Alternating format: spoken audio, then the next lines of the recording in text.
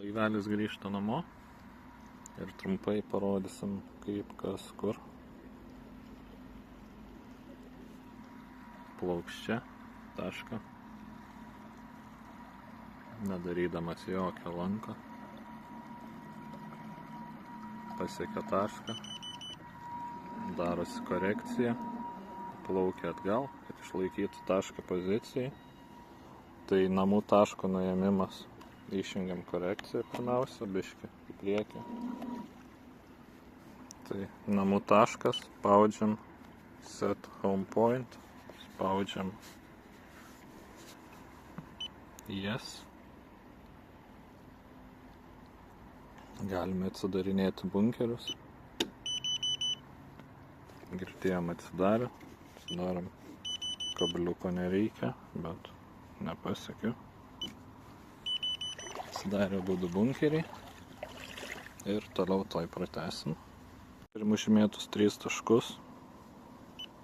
Spaudžiam ant šito ir galėtų jisai vykti tašką, bet jį galim ištrinti arba išsaugot naują. Jeigu norim grįžti, tiesiog paspaudžiam exit. Lygiai tas pats su antru, trečiu, tai taip galim užsistatyti save ir užsistatom tašką.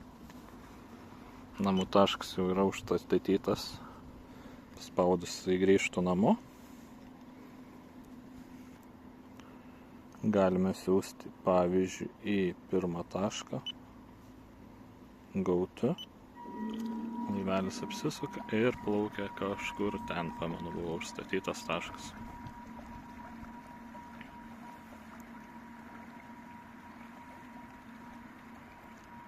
Matot, plaukia tiesiai. Norim grąžinti namo, spaudžiam home. Laivelis apsisuka ir plaukia namo.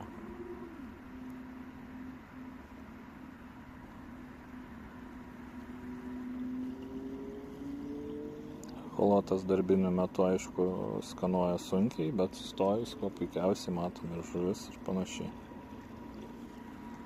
Matot, atplaukia į tašką. Dabar atgal koreguojas, nes praplaukė jį, bet tiksliai į tašką. Ok. Ir dar kartą ok. Kalibraciją rasite nustatymuose. Čia rodo procentaliai atliekama kalibracija. Ir laivelis sukasi. Čia atsidaro galinė dėžutė ir šoninis su šituo. Jie kartu, kadangi ant vieno kanalo sujungti, nes kitaip nesigavo, nes trūksta kanalo, nes spryderiai dar yra. Toliau kabliukas čia gale suvažinėja.